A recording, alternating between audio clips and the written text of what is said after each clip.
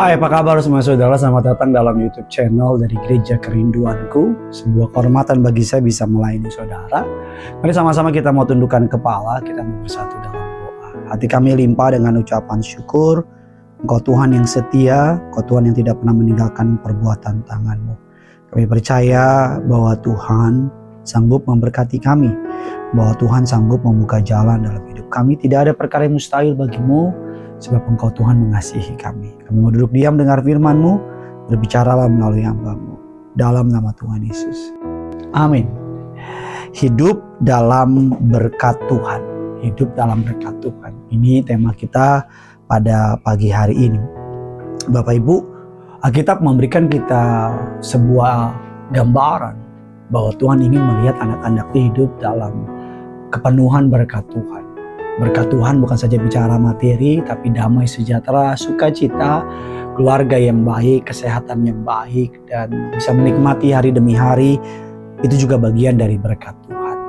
Ada banyak orang berpikir berkat Tuhan hanya bicara mobil mewah, harta, dan seterusnya. Padahal orang-orang yang hidup dengan kelimpahan kekayaan seperti tersebut, seringkali kita ketemukan mereka justru tidak kurang berbahagia, atau kurang lebih tidak lebih bahagia seperti kita. Kadang-kadang orang-orang yang hidup di sebuah rumah yang sederhana, tapi papa mama saling mengasihi, kakak adik saling menopang. Makanan mereka mungkin bukan steak, tapi makanan mereka cuma nasi hangat, sayur asem dengan beberapa lauk. Tapi disertai dengan ucapan syukur dan sukacita, bagi saya itu sebuah berkat yang kita nggak bisa sangkal. Nah, bagaimana langkah hidup dalam berkat Tuhan? Yang pertama, Bapak Ibu, Matius 6 ayat 33, tapi cari dahulu kerajaan Allah dan kebenarannya, maka semuanya akan ditambahkan kepadamu. Utamakan pribadinya lebih daripada berkatnya. Itu poin yang pertama. Utamakan pribadinya lebih daripada berkatnya. Kalau kita lebih mencari berkatnya, rasa-rasanya kita memakai Tuhan untuk memenuhi keperluan kita. Seringkali kita memakai Tuhan untuk kemauan kita, bukan Tuhan memakai kita untuk kemauannya. Seringkali ada banyak orang berdoa dalam hal ini, dia memakai kata iman, tapi sesungguhnya dia nyuruh-nyuruh Tuhan. Dia paksa Tuhan ngikutin apa yang dia mau. Dia beragama hanya sekedar mencari sebuah asuransi dari neraka. Atau dia beragama dengan pola pikir bahwa Tuhan harus mengikuti saya. Sehingga dia hanya beragama selama agama itu menguntungkan. Gak ada bedanya dengan sign up ke sebuah polis asuransi yang hanya kita mau benefitnya, tapi kita tidak mau mengikuti apa yang menjadi aturannya. Saya pernah baca sebuah kutipan yang memberkati saya, dikatakan demikian: kita mengasihi Tuhan sama seperti Saul mengasihi Daud. Kadang-kadang iman kita kayak gitu.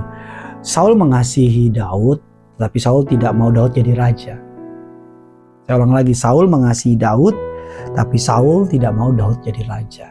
Pada banyak kita ikut Tuhan, kita mengasihi Tuhan, kita tidak mau Tuhan jadi raja dalam hidup kita. Raja berarti memerintah, raja berarti kita menyembah, raja berarti bahwa segala hidup kita untuk melayani sang raja. Jadi langkah untuk hidup dalam berkat Tuhan adalah mengutamakan pribadinya lebih daripada berkat. Dan yang kedua, Bapak Ibu, langkah hidup dalam berkat Tuhan diawali dari sikap hati yang benar. Kalau kita melihat kebenaran firman Allah, Bapak Ibu, mari sama-sama kita lihat kebenaran firman Allah. Saya akan bacakan bagi saudara 3 Yohanes 1 ayatnya yang kedua. Saudara-saudaraku yang kekasih, aku berdoa supaya engkau baik-baik, sehat-sehat saja dalam segala sesuatu, sama seperti jiwamu juga baik-baik saja.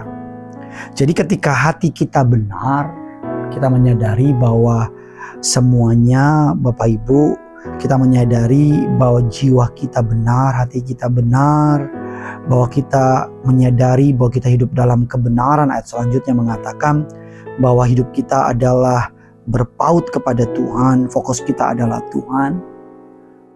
Maka kita akan menyadari bahwa berkat Tuhan pasti tersedia. Bagaimana sikap hati yang benar? Yang pertama, menyadari semua anugerah Tuhan. Ulangan 8 ayat 17 dan ke-18 bilang demikian. Maka janganlah kau katakan dalam hatimu, kekuasaanku dan kekuatan tanganku lah yang membuat aku memperoleh kekayaan ini. Tapi haruslah engkau ingat kepada Tuhan Allahmu. Sebab dialah yang memberikan kepadamu kekuatan untuk memperoleh kekayaan dengan maksud meneguhkan perjanjian yang diikrarkannya dengan sumpah kepada nenek moyangmu seperti sekarang ini. Sikap hati yang benar yang pertama adalah menyadari semua karena anugerahnya. Kita ada di ujung bulan November. Dengan iman nyatakan semua karena anugerahnya. Yang kedua, meyakini bahwa Tuhan akan memenuhi segala keperluan kita. Filipi 4 ayat yang ke-19. Bahwa kita meyakini bahwa Tuhan sanggup memenuhi segala keperluan kita. Bapak Ibu, sebenarnya yang berat itu bukan biaya hidup. Yang berat itu adalah gaya hidup. Kadang-kadang berkat Tuhan cukup untuk hidup. Tapi untuk gaya hidup itu yang susah. Yang kedua, kita mempelajari bahwa mengutamakan pribadi Tuhan lebih dari berkatnya. Yang kedua, memiliki sikap hati yang benar, menyadari bahwa semua karena anugerah Tuhan, meyakini Tuhan akan memenuhi keperluan kita, dan mencukupi diri tidak serakah. Filipi 4 ayat 11, 1 Timotius 6 ayat yang ke-10 memberikan kita informasi bahwa asal ada makanan, ada pakaian cukup. Kalau ditambahkan mungkin kita bisa menikmati hidup kita. Filipi mengajarkan kita, Rasul Paulus mengajarkan kita bahwa Tuhan mau kita memiliki hati yang cukup, feel content, ngerasa cukup. Artinya tidak serakah. Kadang-kadang kita minta gaji naik, Tuhan naikin gajinya, memberinya nggak naik, tapi gaya hidupnya naik. Kadang-kadang di hari kita Bapak Ibu gaji juga nggak seberapa, tapi gaya hidup itu yang terlalu pol-polan. Sehingga kadang-kadang kita terjebak sama pinjol, terjebak sama utang-utang, terjebak sama pola hidup yang hedonisme, konsumerisme, sehingga kita nggak bisa jadi berkat. Nanti kalau di gereja dikotbahin soal memberi, dikotbahin soal orang-orang miskin, kita jadi sensitif. Kita bilang, lah itu gereja pengen ini, pengen itu. Alah orang-orang miskin, gue aja lagi miskin. Kita berpikir bahwa kita bisa memberkati ketika kita udah limpah. Ada orang ngomong gini, nanti deh kalau saya udah diberkati saya akan tolong. Saya yakin yang model begitu biasanya ketika udah naik di posisinya dia gak akan tolong. Karena selalu kurang dan kurang. Suatu hari ada seorang anak kecil di tengah jalan menangis, Bapak Ibu. Nangis. Datanglah seorang bapak-bapak karena kasihan. Dia tanya, kenapa kamu nangis, Dek? Uang saya hilang, Om. Gitu. Oh, berapa uangnya? 10.000. Aku tadi dikasih sama mama uang. Sekarang hilang, Om. Ya udah, jangan nangis. Ini Om kasih 20.000. Anak itu senyum, gitu Bapak Ibu senyum, dan dia bilang makasih ya. Gitu. Bapak ini ngerasa sudah melakukan sebuah perbuatan baik, dia happy. Dia pergi, dan karena dia kembali pulang harus ke jalan yang sama dia lewati tadi, dia lihat anak itu di pojok nangis lagi. Dipikir kenapa lagi? Apakah jangan-jangan uangnya hilang atau gimana?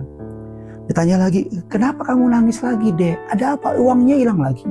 Enggak, Om. Kenapa kok nangis? Kalau tadi saja uang saya nggak hilang, Om. Dengan uang yang dari Om. Sekarang uang saya jadi 30.000, Om. Lihat kan? Bahwa bukan uang yang sebenarnya yang dia cari. Tapi hartanya, hatinya terlalu degil. Terlalu jahat. Sehingga mau seberapapun uang akan kurang. Saya pernah baca sebuah kutipan dari seorang tokoh yang demikian. Hati manusia cuma segenggam, tapi seluruh isi dunia gak bisa memenuhinya. Bahasa gampangnya begini, kita tuh selalu mau lebih dan lebih dan lebih. Berikutnya yang ketiga, bagaimana kita bisa hidup dalam berkat Tuhan, hidup dalam berkat Tuhan. Yang ketiga adalah bekerja dengan giat. Dua faktor agar kita dapat diberkati. Faktor yang utama pasti vertikal adalah Tuhan. Tapi faktor yang kedua adalah manusia. Artinya bekerja dengan mengandalkan Tuhan. Kalau cuma berdoa di rumah doang, nggak gerak kemana-mana, itu namanya ngina Tuhan. Tapi kalau cuma kerja doang, nggak minta pertolongan Tuhan, itu namanya sombong. Makanya ada istilah yang terkenal, orait labora, berdoa dan bekerja. Berdoalah seperti segala sesuatu bergantung kepada Allah, dan bekerjalah seperti segala sesuatu bergantung kepada Anda. Kenapa harus berdoa? Jikalau bukan Tuhan yang membangun rumah, kata Alkitab, sia-sialah orang membangunnya. Jikalau bukan Tuhan yang menjaga kota, sia-sialah penjaga. Kenapa harus bekerja? Mengatakan demikian, 2 Korintus yang ke-10, sebab juga waktu kami berada di antara kamu, kami memperingatkan ini kepada kamu, jika seorang tidak mau bekerja, janganlah ia makan. Bapak Ibu, janganlah, judul perikopnya berdoa dan bekerja. Kenapa harus berdoa? Karena kalau kita berdoa, kita mengandalkan Tuhan. Karena tanpa doa sia-sialah pekerjaan kita. Kenapa harus bekerja? Karena Alkitab mengatakan barang siapa tidak berdoa, tidak bekerja, dia jangan makan. Dan yang keempat, yang terakhir, bagaimana supaya kita bisa dalam berkat Tuhan? Adalah stewardship atau mengelola berkat Tuhan. Memiliki prioritas. Artinya Tuhan, keluarga, Bapak Ibu, pekerjaan, baru keinginan. Saya pernah ngajarin orang dalam pernikahan. Biasanya seperti ini, saudara. Kasih Tuhan dulu, persembahan, perpuluhan, baru ini untuk yang namanya keperluan kita, Bapak Ibu, yang paling penting, yang paling sekunder, yang paling premier, Bapak Ibu, yang paling awal. Yang pertama, premier, yang kedua, baru kita punya istilah yang namanya itu Bapak Ibu, benih, tolong orang dan seterusnya. Yang keempat, baru istilahnya namanya kita beri tabungan. Kita bisa setelah Tuhan, keluarga, Bapak Ibu kan, kita bisa memberikan benih bagi orang lain. Yang keempat, kita bisa memiliki tabungan. Yang kelima, baru kita untuk diri kita sendiri. Makanya berkat dalam Alkitab dibagi menjadi dua. Ada roti dan ada benih. Roti untuk kita makan, benih untuk kita tanam kembali. Saya berdoa agar di akhir bulan November ini, Tuhan yang kita sembah memberkati hidupmu dengan luar biasa.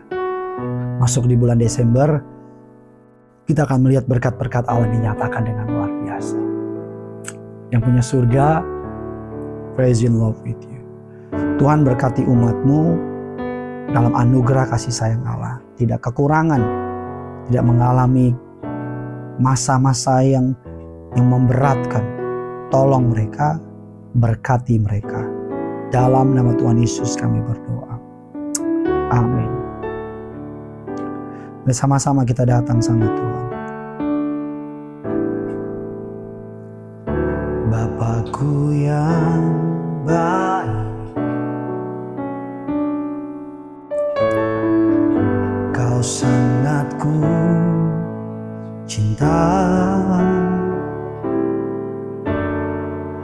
lebih dari segalanya.